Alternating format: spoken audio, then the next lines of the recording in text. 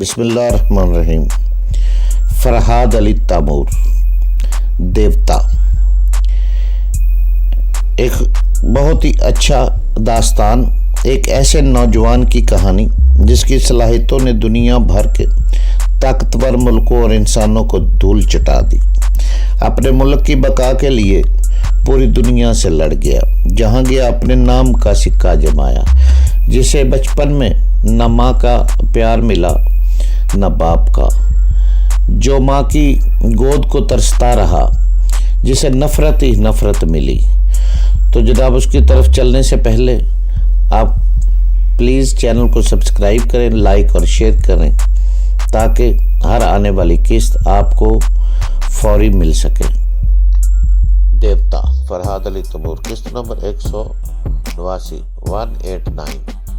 فرحاد، میں تمہاری خدمات کے صلے میں تمہیں زندہ چھوڑ کر جا رہا ہوں۔ میں جانتا ہوں کہ سپر ماسٹر ایک بڑے ملک سے فوجی امداد لے کر یہاں واپس آئے گا اور ہمیں کسی بھی صورت زندہ نہیں چھوڑے گا۔ بندرگاہ پر تمہارے لیے ایک چھوٹی سی لانچ چھوڑ کر جا رہا ہوں۔ تم ہوش میں آنے کے بعد اس لانچ کے ذریعے کہیں بھی جا سکتے ہو۔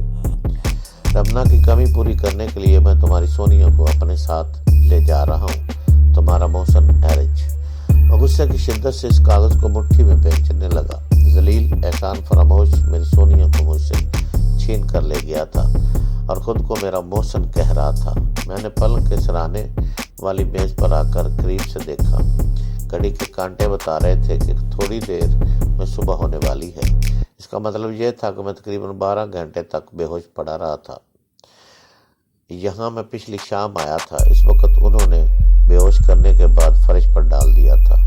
جو موم بتیاں وہ لگا کر گئے تھے وہ زیادہ سے زیادہ 4 گھنٹے تک روشن رہ سکتی تھی۔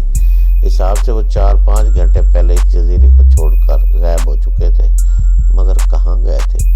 اس کمرے میں بیٹھ کر سوچتے رہنے سے کچھ نہیں معلوم ہونے والا تھا۔ وہ کہاں گئے تھے؟ میں نے فوراً بندرگاہ کی طرف جانے کا ارادہ کیا۔ جب میرے لیے ایک لانچ چھوڑ دی گئی ہے تو میں یہ فیصلہ نہیں کر سکتا تھا مجھے کس طرف جانا چاہیے اور میں کتنا طویل سفر کر سکتا ہوں۔ میں نے تیاتن کچن میں جا کر ایک تھیلے میں کھانے پینے کی چیزیں جمع کر لی۔ مجھے اپنی حفاظت کے لیے کوئی ہتھیار نہیں ملا۔ میں نہتا باہر نکل گیا۔ دروازے پر وہی کار کھڑی ہوئی تھی جس میں بیٹھ کر ہر شام امنا کے ساتھ ساحل پر جاتا تھا۔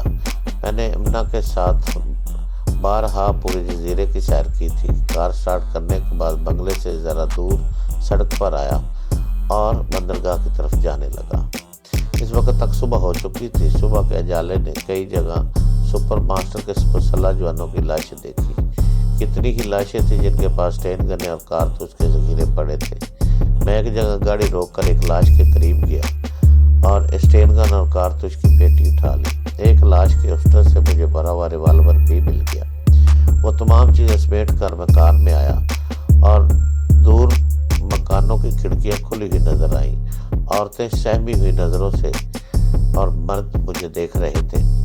وہ جزیرہ بری طرح تباہ ہو گیا تھا۔ وہاں کے رہنے والوں کی تقدیر رحم و کرم پر چھوڑ دیا گیا تھا۔ تباہی مچانے والے اپنی جان بچا کر وہاں سے نکل گئے تھے۔ میں کار میں بیٹھ کر وہاں سے گزرتے ہوئے دور دور تک پڑی ہوئی لاشوں کو دیکھ رہا تھا۔ کچھ لوگ ادھر ادھر سڑک کے کنارے سے گزرتے ہوئے نظر آئے، وہ بھی چلتے پھرتے دکھائی دے رہے تھے۔ جب میں بندرگاہ کی ایک برتھ پر پہنچا تو وہاں ایک چھوٹی لانچ نظر آئی۔ لانچ کے عرصے پر ایک نوجوان اسٹین گن لیے کھڑا تھا اور دوسرا وہ برتھ پر نظر آیا۔ میری کار رکتے ہوئے تیز سے چلتا ہوا میرے قریب آیا۔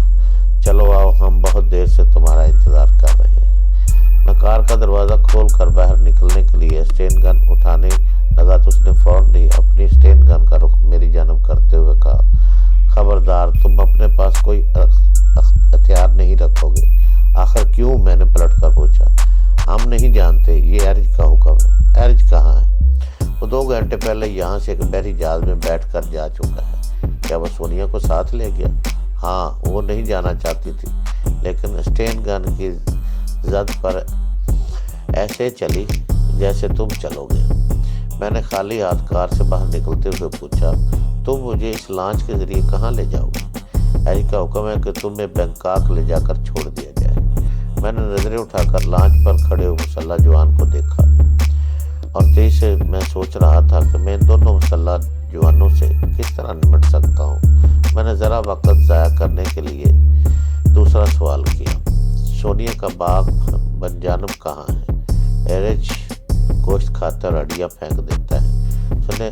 وہ سونیا کو ساتھ لے گیا اور اس بوڑھے کو تمہارے لیے چھوڑ گیا ہے۔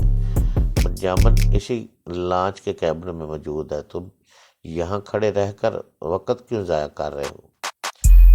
کیا تمہارے دماغ میں کچھ ہے؟ یاد رکھو، تم ہمارے خلاف ذرا بھی حرکت کرو گے تو ہم بے دریغ فیر مار دیں گے۔ میں اس کے حکم کے مطابق آگے بڑھا، پھر رک کر بولا، میں اپنے ساتھ کھانے پینے کی کچھ چیزیں لایا ہوں، اسے تو ساتھ لینے دو۔ نہیں، لانچ میں کھانے کا سامان وافر مقدار میں موجود ہے۔ تم زیادہ کھانے کی فکر نہ کرو، جلدی چلو۔ اس نے اسٹین گن کی نال سے میری پشت پر ٹھوکا دیا۔ مجھے مجبوراً آگے بڑھنا پڑا۔ اگر وہ تنہا ہوتا تو میں موقع پا کر اسے لپٹ جاتا، مگر عرصے پر دوسرا نوجوان مستعد کھڑا ہوا تھا۔ مجھے بدقتے دیکھ کر وہ فوراً فائرنگ شروع کر دیتا۔ میں چپ چاپ سیڑھیاں چڑھتا ہوا لانچ پر آ گیا۔ اس نے مجھے حکم دیا میں سیڑھی اوپر کھینچ لوں۔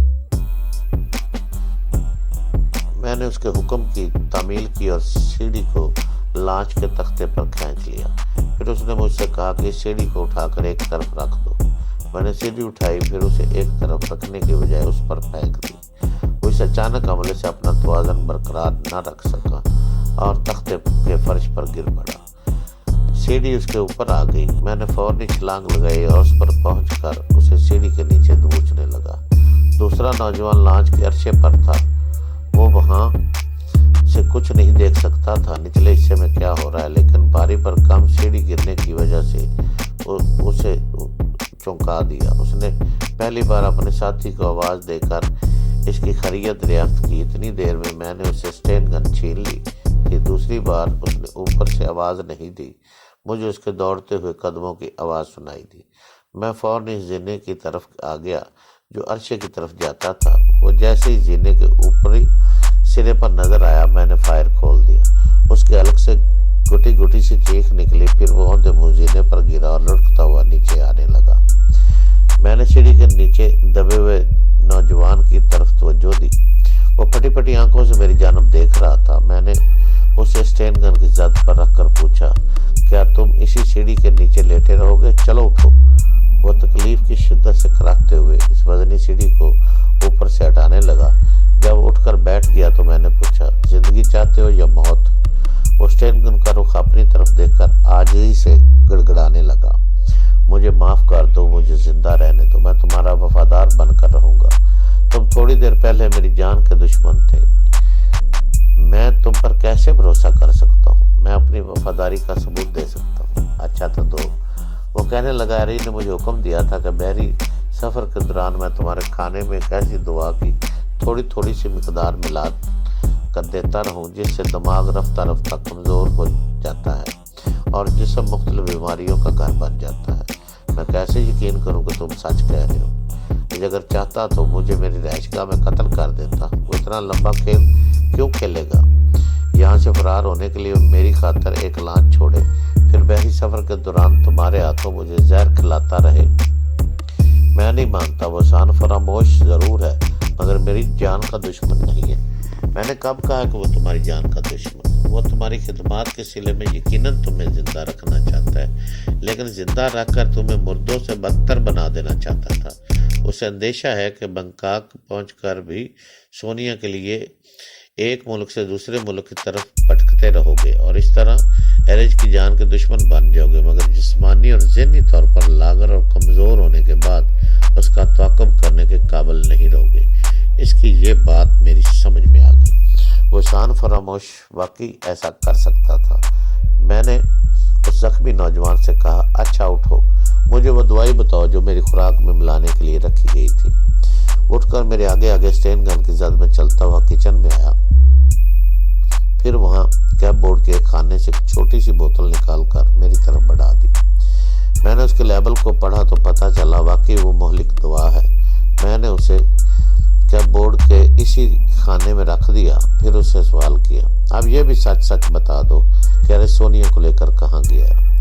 وہ برما کی طرف گیا ہے، اگر وہاں حکومت سے جہاز کو لنگر ڈالنے کی اجازت نہیں ملے گی تو وہ ہانگ کانگ کی طرف چلا جائے گا۔ میں اس کے ساتھ کچن سے نکل کر عرشے کے کیبن کی طرف جاتے ہوئے بولا، اگر بنجامن کو کیبن میں بند کیا گیا تو کیبن کے دروازے کی چابی کس کے پاس ہے؟ چابی اسی کے پاس تھی۔ ہم زینے پر چڑھ کر عرشے پر پہنچے۔